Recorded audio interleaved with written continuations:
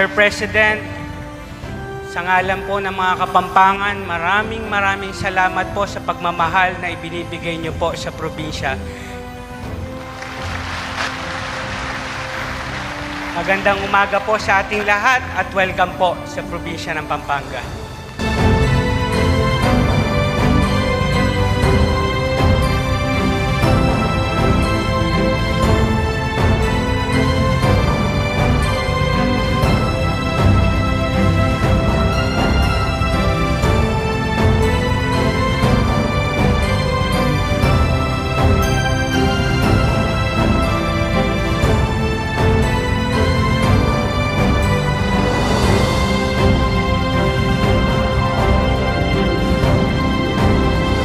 Salamat kayo, Mr. President.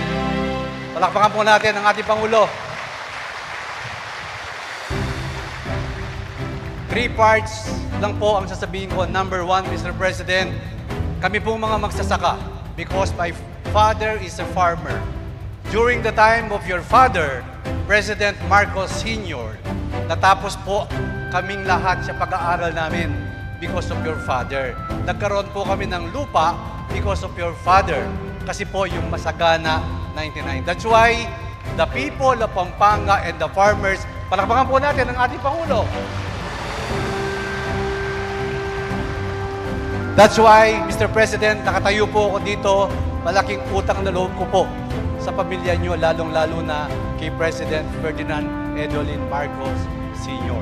Number 2, ang sinasabi ng mga gobernador sa Mindanao, ang sinasabi po, ito lang ang Pangulo na linalapit niya ang mga national tulong, yung mga ayuda sa ating mga kababayan. Walang kalamidad, pero nandyan po ang ating Pangulo. Walang sawang tumutulong sa araw-araw sa pag-iikot niya. And I'm one of the witness of that. Number 3, Mr. President, nagpapasalamat po kami na this is not a political campaign. Ang sabi nga po ng aking speaker, the Speaker Martin Romualdez Marcos, this is not a campaign, but this is a campaign para sa ating mga magsasaka kung paano maiangat ang kanilang kabuhayan. Kampanya para sa kahirapan ng bawat Pilipino. Mabuhay ang bagong Pilipinas. Maraming salamat po. Mahal na Pangulo, sa inyong permiso po, ako ay magpapasalamat hindi lamang sa ngalan ng mga kapwa kong Kapampangan ko, hindi na rin sa mga buong taga Central Luzon sa inyong tulong sa aming magsasaka. Itong tulong po ninyo dito na dinala, pati na rin yung inutos nyo na maglaan ng malaking pondo sa aming irigasyon, ayun ay talaga makakatulong hindi lamang po sa Central Luzon, kundi na rin sa ibang bahagi ng Pilipinas dahil ang Central Luzon ay nagpapakain sa ibang bahagi ng Pilipinas. Halimbawa po sa Pampanga, ang aming rice self-sufficiency ay 160%. So 60% ng aming ani ay pinapadala sa NCR at ibang bahagi ng Luzon. Ganon din po ang buong Central Luzon. Kaya po, sa inyong malaking tulong sa amin sa Central Luzon, inaasahan namin na makakapangako kami na magdadagdag pa kami ng tulong sa ibang lugar ng Pilipinas para sa inyong rice self-sufficiency program. Maraming salamat po at congratulations sa pagdating ninyo. Mga kababayan, ang Pangulo ng Republika ng Pilipinas, nagalang-galang Ferdinand R. Marcos Jr. Di ba nga King Leon, King Tigre, Eko tatakot? Di lalong hindi tayo natatakot sa mga darating na mga hamon dahil magkasama po tayo at tayo'y nakahanda. Higit sa pamamahagi ng tulong, prioridad din natin ang mapalawig ang kaunlaran ng Pampanga at buong Central Luzon. Kaya po, ang lahat ng mga sangay ng pamahalaan ay tulong-tulong upang mapatupad ang mga proyekto na aagapay sa agrikultura, negosyo at hanap buhay sa inyong mga probinsya at rehiyon. Sa agrikultura, halos 1 bilyong piso na ang inilabas natin mula noong 2023 hanggang sa Abril ng taong ito upang pondohan ang pagpangtulong na serbisyo para sa ating mga magsasaka sa buong Region 3. Upang mapabilis ang pagdadala ng mga produkto sa merkado, gumagawa po tayo ng mga infrastruktura na magdudugtong sa mga lalawigan ng Central Luzon, patungong Northern Luzon at sa Kamaynilaan. Ang Central Luzon Link Expressway Phase 1 na mag-uugnay sa kalapit lugar ng Cabanatuan City at Tarlac City ay malapit na pong matapos. Samantala, nasa 73% na ang ating nagawa sa Zambales section ng Santa Cruz, mga Tarem Road na magdugtong ng Zambales at Pangasinan.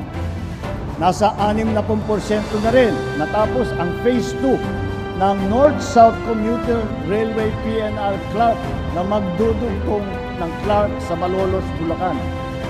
Mayroon din po tayo mga programa upang makatulong sa trabaho at hanap buhay.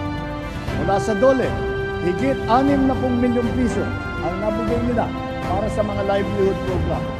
Habang ang TESDA naman ay nakapagbigay ng higit 100 milyong piso para sa pagsasanay ng mahigit 17,000 beneficiary. Hindi rin nagpapuhuli ang DTI, ang Department of Trade and Industry, na halos 3 milyong piso ang naipamahagi para sa ating mga MSMEs o yung mga maliliit po na mga negosyo. Kasama din ang mga barangay at ang mga iba't ibang kooperatiba. Bukod po riyan, higit na 6.5 milyong pisong halaga ng livelihood kit ang nakalaan na para sa mga mangangailangan nito sa ilalim ng pangkabuhayan sa pagbangon at ginhawa program. Bukod pa rito, ang lagpas 7 bilyong piso na ating ipapamahagi para sa mga programa ng DSWD tulad ng Quick Response Fund, AIX Program, 4Ps at iba pa. Batid din natin na ang isang matibay na edukasyon ang susi sa isang magandang hanap buhay at kinabukasan. Dahil dito ay naglaan na rin tayo ng halos 4 na bilyong piso para sa pagpapagawa ng mga bagong silid-aralan at higit sa 600 milyong piso naman para sa pagkukumpuni ng mga nasirang classroom.